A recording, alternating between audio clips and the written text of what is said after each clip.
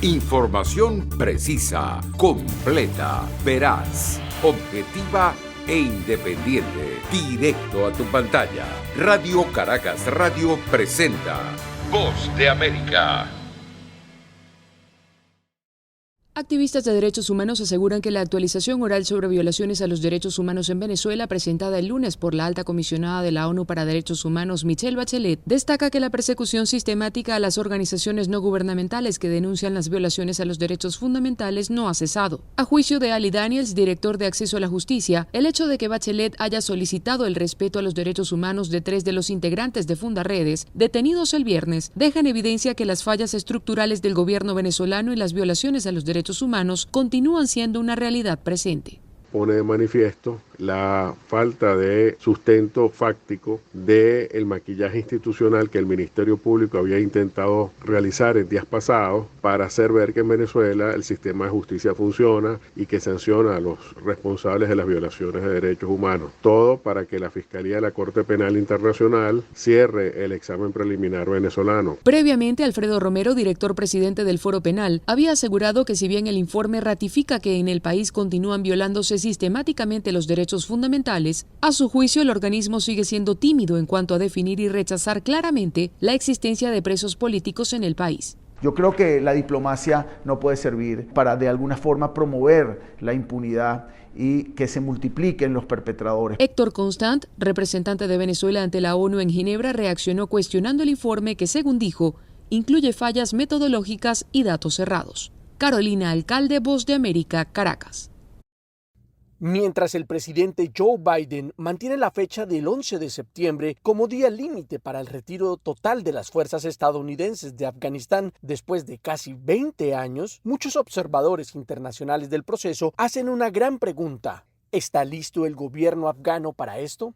El general Austin S. Miller, comandante de la misión de Estados Unidos en Afganistán, mostró su preocupación por los avances de los talibanes y en una entrevista con la cadena ABC dijo: Si miras la situación de seguridad no es buena y los afganos lo saben, por eso los talibanes siguen en movimiento. El general Miller agregó que las fuerzas estadounidenses y occidentales se van de Afganistán de una forma responsable y recalcó que el gobierno estadounidense seguirá brindando asistencia económica y de seguridad a las tropas afganas. Recordemos que en febrero de 2020, el expresidente Donald Trump firmó un acuerdo de paz con los talibanes, pero las conversaciones entre el grupo insurgente y el gobierno afgano están suspendidas hoy en día. Por su parte, algunos líderes del Partido Republicano han criticado fuertemente el cronograma propuesto por el presidente Biden para el retiro de las tropas, argumentando que esto favorece a los talibanes para que ganen el control de varios distritos que consideran estratégicos. Gail Semash Lemon trabaja para el Consejo de Relaciones Exteriores de los Estados Unidos y es alguien que conoce a profundidad la problemática. Dijo no creer que los talibanes hayan cambiado en estos 20 años y en una entrevista para la cadena ABC agregó: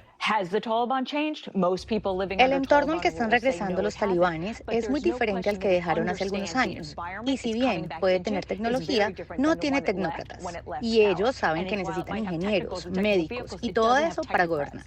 A pesar de los informes de que Estados Unidos tiene planes de evacuación de emergencia para su personal diplomático, la administración Biden dijo el domingo que su embajada en Kabul permanecerá abierta y que un contingente de tropas estadounidenses se quedará allí para proteger la misión diplomática. Héctor Contreras, Voz de América, Washington.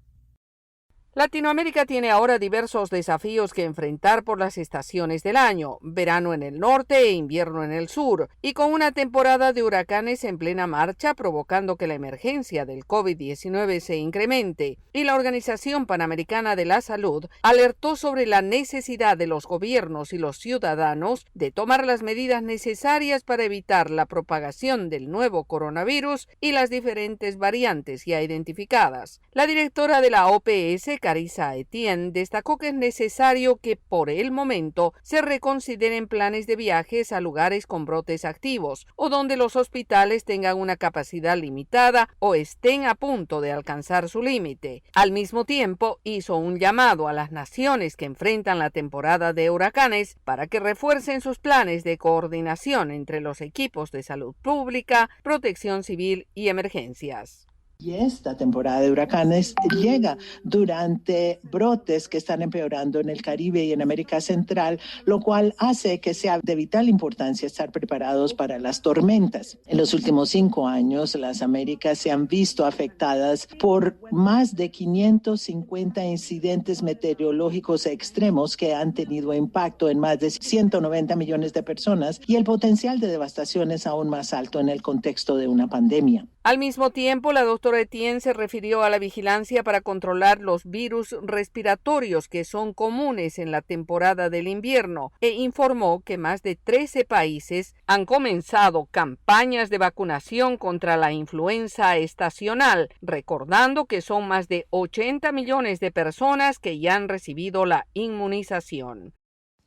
La tormenta tropical Elsa continúa avanzando en su paso por el Caribe y se espera que provoque inundaciones y hasta desplazamientos de tierra en la isla de Cuba como resultado de las fuertes inundaciones y ráfagas de viento de hasta 95 km/h. En tanto, el gobernador de la Florida, Ron DeSantis, declaró el estado de alerta en algunos condados y además se emitió un aviso de huracán para el centro oeste del estado y la costa del Big Bend ante la inminente llegada de Elsa, que se encuentra a menos de 80 kilómetros de Los Cayos y, según reportó el Centro Nacional de Huracanes, podría alcanzar la fuerza de un huracán antes de tocar tierra en Florida. Mientras tanto, en Surfside intensifican la búsqueda de víctimas ante la amenaza de Elsa y cuando aún 117 personas continúan desaparecidas entre los escombros por el derrumbamiento parcial del edificio residencial de 12 plantas conocido como la Torre Champlain. Ante la previsión de la tormenta tropical Elsa, decidieron demoler el resto de la estructura del edificio que había permanecido en pie y el alcalde de Surfside, Charles Burkett, aseguró que ahora los equipos de rescate están operando al 100% de su capacidad. The site is busier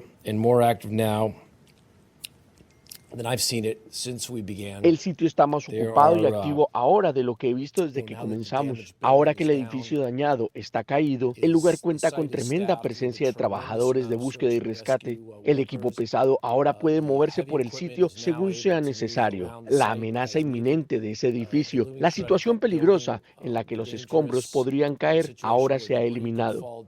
Por lo tanto, estamos operando al 100% de capacidad. Burkett dijo sentirse emocionado y conmovido por las facilidades y además aseguró estar en constante comunicación con los familiares afectados, quienes conocen las dificultades de las tareas y se mantienen informados de los avances mientras continúa la angustiosa espera. Judith Martín Rodríguez, Voz de América.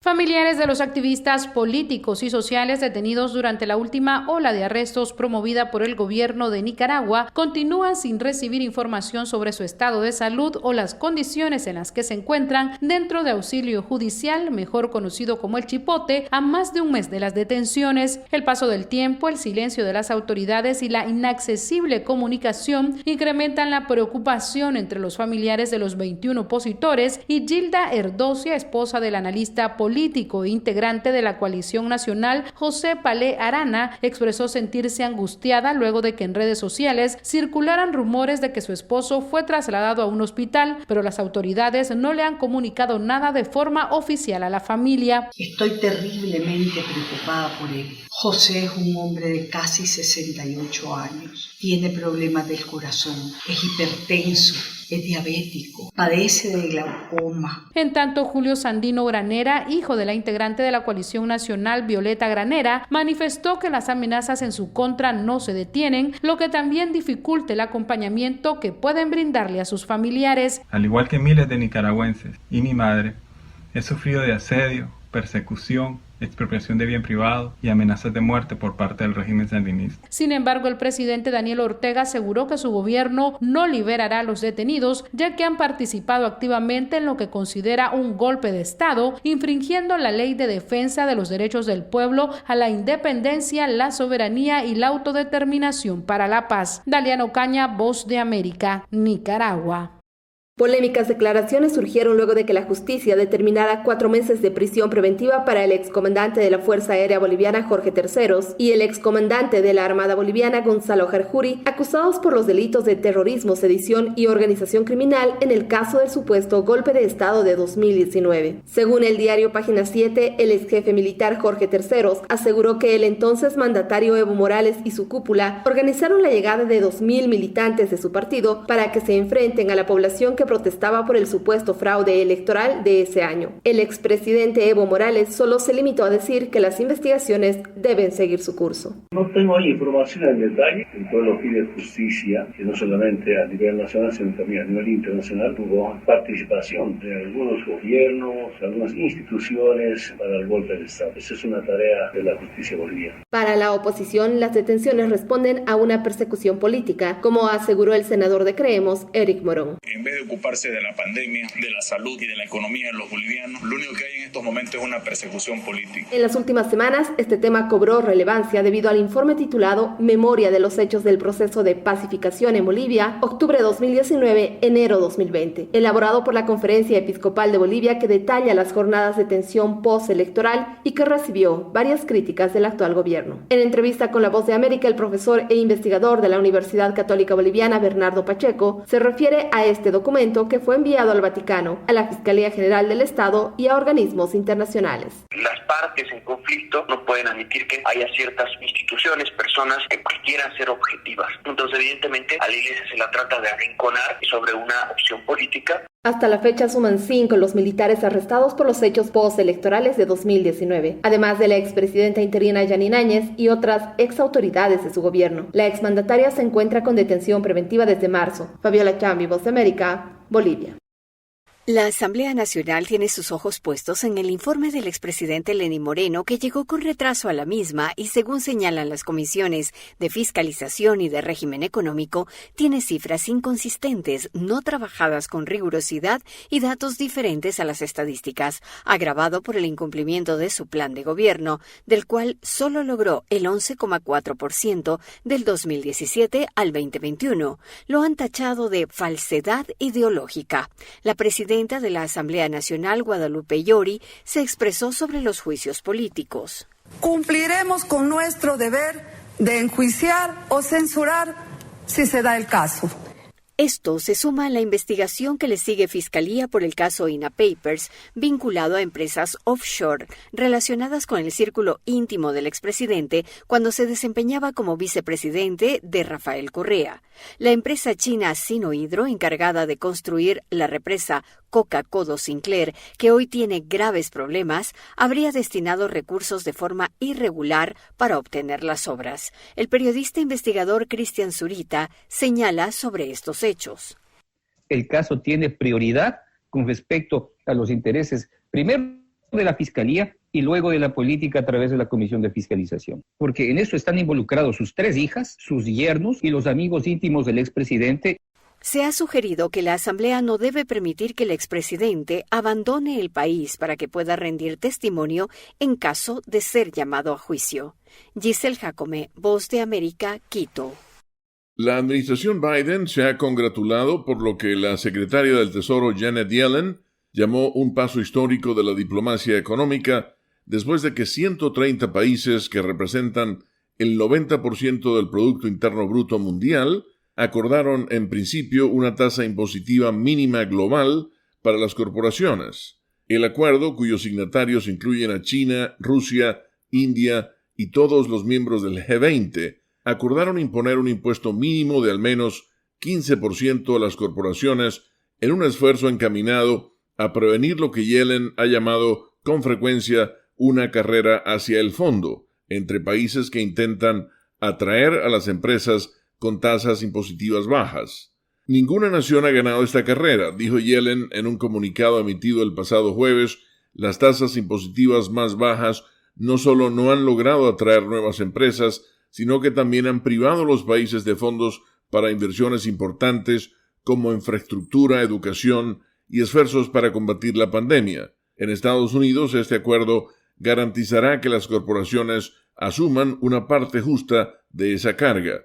La Organización para la Cooperación y el Desarrollo Económicos, OCDE, ha estado luchando desde 2013 para llegar a algún tipo de arreglo que racionalice el tratamiento fiscal de las corporaciones globales en todo el mundo. El objetivo siempre ha sido capturar los cientos de miles de millones de dólares en ingresos fiscales que, según los expertos, los gobiernos pierden cada año debido a las estrategias corporativas para evadir impuestos. Sin embargo, el proyecto se detuvo casi por completo en los últimos años. Con la nota económica desde Washington, Leonardo Bonet, Voz de América. El martes 6 de julio comienza el Festival de Cannes, el festival de cine más grande del mundo. El gobierno francés ha intensificado las advertencias sobre los casos cada vez mayores de la variante Delta de COVID-19 altamente transmisible. El festival incluye al actor estadounidense Sean Penn en su faceta de director y un estreno de la nueva película de la franquicia Fast and Furious. El Festival de Cannes generalmente se lleva a cabo en mayo, pero fue cancelado el año pasado debido a la pandemia. El encuentro concluirá el 17 de julio. Los esposos Matthew Broderick y Sarah Jessica Parker regresarán a Broadway en Plaza Suite de Neil Simon en el Teatro Hudson en 2022. La producción, dirigida por John Benjamin Hickey, tiene previsto estrenarse el 28 de marzo. Plaza Suite es un trío de actos ambientados en la misma suite del Hotel Plaza en Nueva York, con personajes diferentes interpretados por los mismos dos actores. Ahora nos vamos a 1980. Los Rolling Stones debutan en la Hot 100 con el tema de Rhythm and Blues Emotional Rescue de Mick Jagger y Keith Richards. La canción alcanzó su punto máximo en el peldaño número 3. 1975, maestro Elton John estrena Someone Save My Life Tonight en las 100 calientes. La canción pertenece al trabajo discográfico Captain Fantastic and the Brown Dirt Cowboy, que hizo historia como el primer álbum en debutar en el número 1 de la cartelera Billboard 200. La apoteósica Someone Save My Life Tonight logró ubicarse en el puesto número 4. 1980, George Benson llega al cuarto lugar de la Hot 100 con Give Me the Night, tema que llegó a la cima de la cartelera Rhythm and Blues. En 1964, los Beach Boys alcanzan el primer lugar de la Hot 100 con I Get Around, también escrita y compuesta por Brian Wilson. La cara B del sencillo, titulada Don't Worry Baby, ocupa el puesto 178 en las 500 mejores canciones de todos los tiempos, según la revista Rolling Stone. 1976, Boz Scaggs debuta con Lowdown de su álbum Silk Degrees, ubicándose en el puesto número 3. El sencillo alcanzó el quinto lugar en la lista de Rhythm and Blues y le valió a Scaggs y a David Page Grammy a Mejor Canción de Rhythm and Blues. Y en 1982, The Alan Parsons Project llega al tercer lugar de la Hot 100 con Eye in the Sky. El recordado compositor Eric Woolfson fue la voz principal del dúo y es todo por el momento. Alejandro Escalona, Voz de América.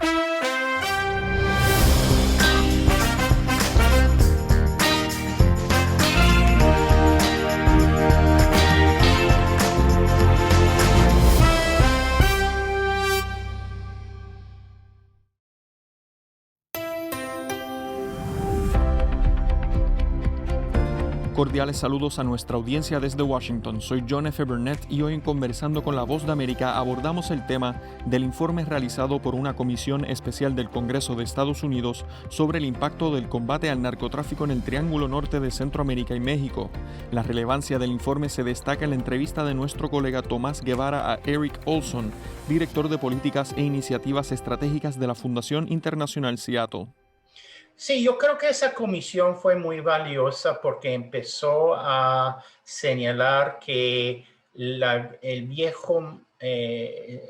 vieja estrategia de combatir al narcotráfico no había funcionado. El ser fuertes y bravos y duros con los traficantes se ha vuelto en un proceso de encarcelamiento masivo de muchas gentes. Vemos que en El Salvador y en mucho de Centroamérica y hasta en los países andinos hay una sobrepoblación en las cárceles que incluye un gran número de personas que no fueron violentos, que quizás compraron pequeña cantidad de marihuana. Hay muchos casos en el Ecuador, por ejemplo, un estudio muy interesante de mamás jóvenes que fueron usados por los traficantes porque ellos eran las mulas, ¿no? Pero estas mujeres lo hacían, no eran violentos, no eran Chapo Guzmán ni este tipo de narco, simplemente estaban tratando de ganarse un dinero para darle de comer a sus hijos, ¿no? Entonces, la comisión dice que la estrategia de mano dura, de encarcelamiento masivo, de tratar de atacar el problema del narcotráfico como si fuera una guerra, no ha producido resultados. No ha producido resultados en Estados Unidos. El consumo de la droga sigue igual, aunque tenemos el porcentaje de ciudadanos o personas encarceladas más alta del mundo. Entonces están diciendo en la comisión que hay que volver a pensar la problemática de la droga, que hay que ofrecerle alternativas económicas a los consumidores, hay que no encarcelarlos, y para los que tienen problemas de adicciones, que sí hay y hay que reconocerlo, pues hay que darles alternativas en salud pública, en cuidado de su salud, no el encarcelamiento, porque sabemos otra vez más por los muchos estudios que hay que cada persona que está encarcelado en estas condiciones se vuelve más violento, no menos violento. Y eso solo crea más condiciones de violencia en la sociedad, que no es lo que queremos. ¿Qué retos plantea para Estados Unidos, bueno, y para la región en general, ser una de las regiones más letales del mundo en cuanto a violencia armada o violencia social y criminalidad casi? Bueno, sí, esto ha sido una gran pregunta que se han hecho los académicos. ¿Por qué las Américas es la región más violenta del mundo? No es la región más pobre, no es la región con índices altísimos de pobreza comparado con el sur de África o partes de Asia. Y yo creo que parte del problema es que se ha tratado de atacar los problemas de droga con una visión muy, muy estrecha, que es un combate, una guerra, y hay que encarcelar. Así que quiere decir que hay que repensar cómo estamos atacando el problema y cómo estamos definiendo el problema finalmente. Era Eric Olson, director de políticas e iniciativas estratégicas de la Fundación Internacional Seattle, exponiendo la forma en la que se puede reenfocar la guerra contra las drogas. Esto fue Conversando con la Voz de América.